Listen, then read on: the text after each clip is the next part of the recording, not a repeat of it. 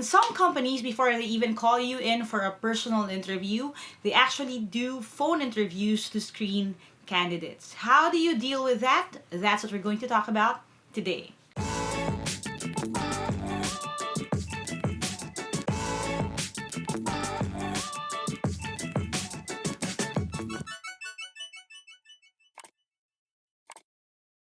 Hi there! Thank you for checking out my channel. Thank you for clicking on this video. If this is the first video that you're watching from my channel, I make educational and motivational content.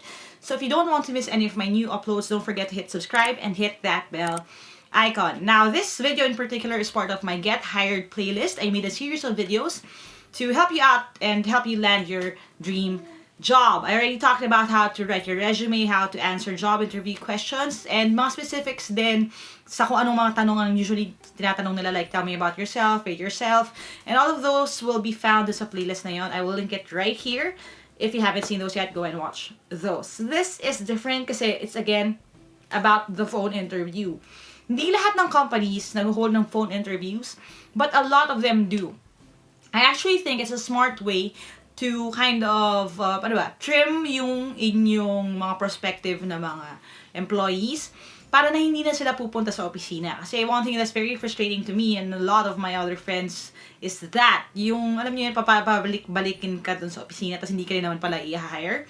So, para ma-minimize yun, lalo na with the state of traffic sa Pilipinas, maganda if we can utilize tools like that. So, instead of you showing up physically, phone interview muna, and then kung pumasa ka sa phone interview, dun ka na lang papupuntahin sa opisina. Now, what do you do with that? How do you interact when it comes sa phone sa mga future na possible na employers ninyo? Ano ba yung mga kailangan tandaan? Ano yung mga kailangan gawin? Yun muna yung pag-uusapan natin. Now, before we dive into that, I just want to give a shout out uli sa Sierra Vacuum Insulated na canteen. This is really, really nice. They sent this over to me. So, hindi naman technically paid, pero I am very grateful for this product right here. This is really special, I feel, kasi maliban sa kaya niya na i-keep yung inyong drink hot or cold, depende sa kung ano yung nilagay ninyo, for a very, very long time. It's also really good for me kasi I have very clumsy fingers. Kasi drummer ako for the longest time. So, madali ako nakakabitaw, nakakalaglag ng mga bagay-bagay. Pero this one is powder finish daw siya. Ayan. Yung pala yung tawag doon, no? Now I know. Pero medyo rough siya. So, when you're holding it, kahit pasmado ka or kahit na clumsy ka like me, hindi siya madaling mag-slip.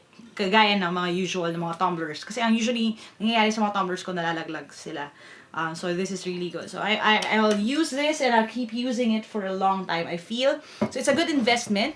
It may not be the cheapest tumbler or canteen that you find out there, but this is the kind that will last a lifetime. So it's really, really good. So thank you again, Sierra, for sending that over. Their links will be found in the description box below. Let's support yung mga small business owners then here in the Philippines. Katulungan tayo. So instead of you buying imported products, go and start to buy mga Filipino-made and manufactured products muna. Now, when it comes to phone interviews, there are 4 P's that I hope you're mindful of. The first P that you need to think of is your phone number. Now, it may not seem like much sa iba, pero this is a key component of that.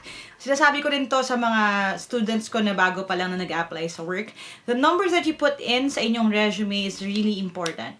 I would suggest, dahil hindi naman ganun ka-expensive ang SIM cards dito sa Pilipinas, is that maybe you can keep one phone number for business and one phone number for your personal use. Bakit to importante? Kasi sometimes, and na-experience ko to nung HR pa ako sa company, I would call applicants, tapos yung mga applicants, alam mo yung sobrang casual sila na parang, oh, bakit? Ganyan. Not knowing na HR na pala ng possible na kumpanya yung tumutawag sa kanila. Simply because sanay silang gamitin yung number na yun for personal use. So, they would assume na tropa kanila, kaya ka tumatawag sa kanila. Minsan galit pa. Parang, sino to? Ganyan. Tapos pag na-realize nila, ay, yung HR pala parang, sorry po, nagulat lang po ako. So, para maiwasan nyo yon, ang suggestion ko would be, keep one number na for business use. For you, for your job. Now, ano ibig sabihin nun? Pag nag-ring tong phone ko na to, or pag itong SIM card na to ang tinatawagan, alam ko na official business yon. So, nahihanda ko yung sarili ko sa kung paano ko siya sasagutin.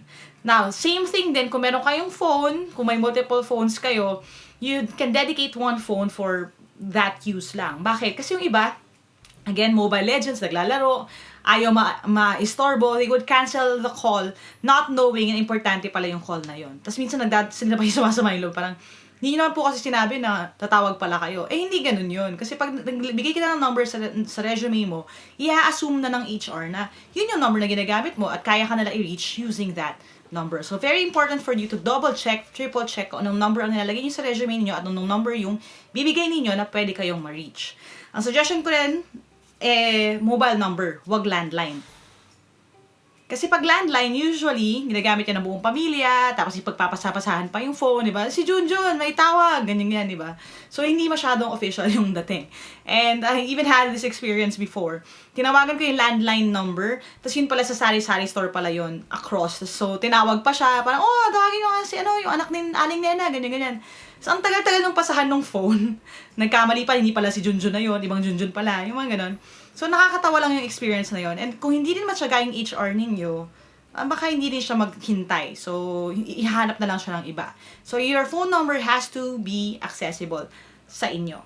Okay? And sana, dedicated phone number siya for that use. Second P that you have to prepare for is yung pick-up. Yung pag-pick up ninyo ng call na yon is very important. You have to be ready with your proper greeting and you have to be ready rin sa inyong nerves by the time you pick up yung inyong tawag. Na anong suggestion ko? My suggestion would be to pick up as quickly as you can but not quicker than kung ano yung ready ka na. Ibig sabihin, if you have to let it ring for 2 or 3 times, huminga ka muna, okay lang yun, okay? So, pag nagre-ring na yung business phone ko, kunyari, nagre-ring na siya, okay, alam ko. Ang may alam lang ng number na to ay yung mga in-applyan kong trabaho. So, malamang sila yung tumatawag dito sa number na ito.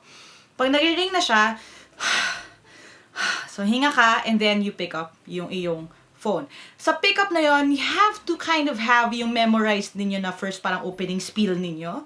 So, hi, good afternoon. Tapos, and then, may I know who this is or something like that. You have to have something na medyo ready ka na even before you pick up the phone. Kasi ang tendency yung iba parang, hello, sino po to? Hello po. Yung parang ganun, hesitant ka agad. So, mas maganda if official na agad yung sound ng iyong pag-pick up. Lalo na for those of you who are applying for a call center job. I cannot stress this enough. I know a bunch of you are kasi I see it sa comments sa baba. Kung call center lalo ang posisyon na inyong ina-applyan, syempre, parang unang audition nyo na yung kung paano kayo mag-pick up sa isang phone interview. So, be ready about it. Ganon din for online tutoring services, yung mga ganong klase rare job, English tutoring, mga ganyan. You have to be good pagdating sa pick up pa lang. Kasi magigauge na nila kung anong klaseng English speaker ka just from yung first hello mo sa phone. Alright? Third P is when it comes to personality. Personality, nako-convey ba siya sa phone? Nako-convey ba siya sa voice? Yes. And I do have a few tips sa inyo pagdating dyan. So when it comes to your personality over the phone, the first thing that you have to convey is that you are polite. Be polite, okay? There is such a thing as being overly polite, but I would rather be overly polite than medyo bastos. So ano ibig sabihin nun? Kung kailangan ninyong mamupo, okay, in certain industries, lalo na if you're talking about government work, they do use po and opo sometimes. Make sure that you call the person sir or ma'am, lalo na kung hindi nyo alam yung first name, unless they tell you otherwise. Ano ibig sabihin nun? There are companies, ang default ng companies, especially here in the Philippines, is that you call everyone sir and ma'am. Okay? Yun ang default. Ibig sabihin, kung hindi ka sure, i-sir at i-ma'am mo na lang lahat. Sa ibang mga companies, kung hindi yun ang kanilang policy, they will tell you right away. For example, when I used to work for a BPO, sinasabi na talaga agad nila na, we don't call people sir and ma'am here. We call everyone by their first names. Kasi ang mga kliyente, Amerikano, Canadian, foreign people, and they do use the first name. And na-offend sila pag tinawag mo silang miss or mrs. So, kung ganun yung kumpanya, sasabihin naman nila yun sa inyo. Pero kung hindi nyo alam kung ano yung gagawin, be safe and just call everyone sir and ma'am. Alright? So, be very polite. Don't forget your thank yous, your please, yung mga greetings ninyo na good morning, good afternoon. Make sure that you do that. Okay? So, even, start pa lang ng call. You can tell them right away, yes, I was expecting your call. Thank you so much for this opportunity.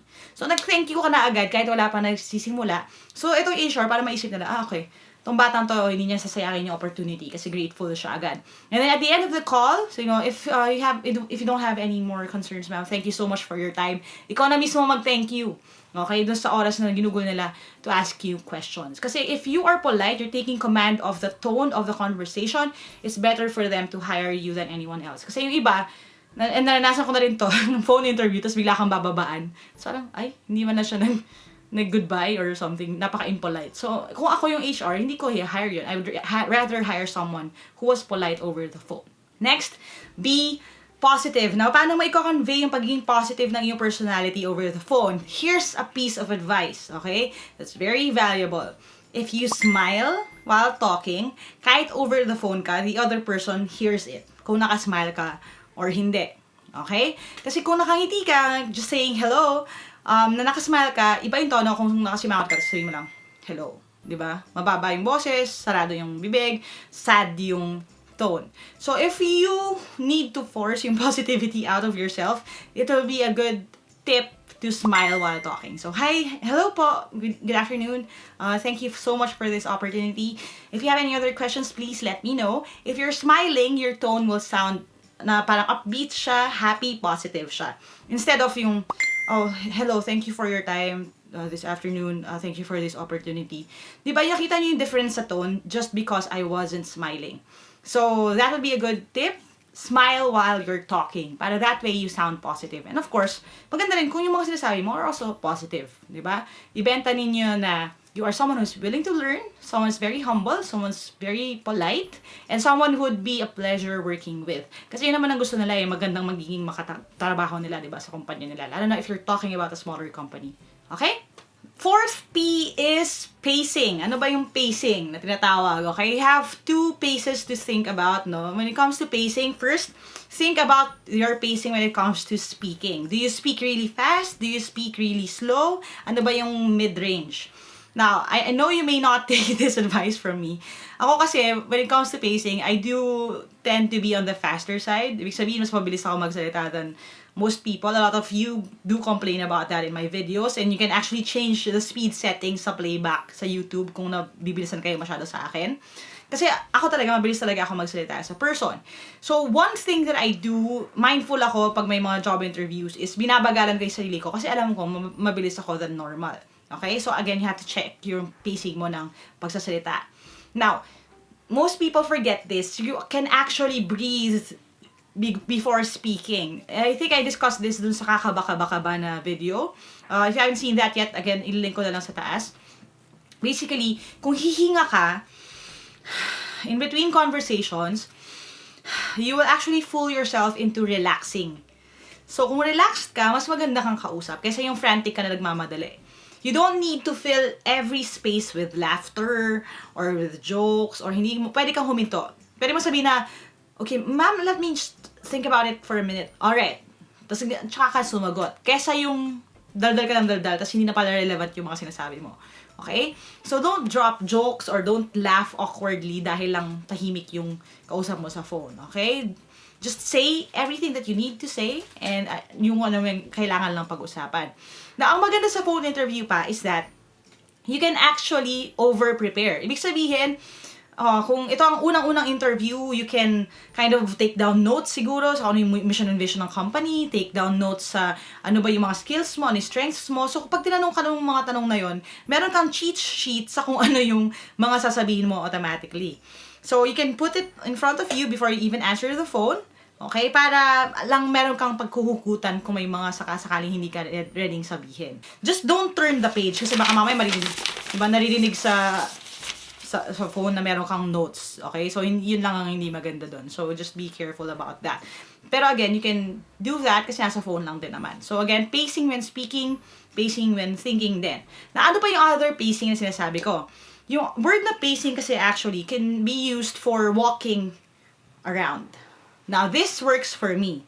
Bakit? Kasi ako yung tipo ng tao na kapag nakaupo ako, na steady, tapos may kausap ako, doon ako laging kinakabahan. Kasi I do struggle with social anxiety. So, kunyari, pag nakaupo lang ako, tas one-on-one na conversation, hindi ako komportable masyado. Pero kung kunyari, we are walking while talking, ano mo yun, naglalakad kayo habang nag-uusap, mas madali, mas komportable yun sa akin, mas natural yun sa akin. So, ang maganda sa phone interview is, kung ninenervous kayo, hindi mo naman kailangan umupo.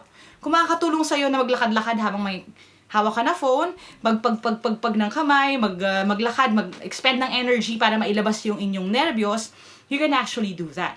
So, you can be pacing around while answering the phone interview. Just don't run, kasi mamaya hinihingal naman kayo doon sa phone. Magtataka yung interviewer, bakit hinihingal to? Medyo weird yun. Okay? Again, 4 things. Make sure that your phone number is ready. Make sure that you have a ready pickup. So, hi, good afternoon. This is Lyqa speaking. How may I help you? Or something like that. Or, hi, good afternoon. May I know what this is about? What this phone call is about? Something like that you can plan out and practice para yung pickup pa lang, ready ka na.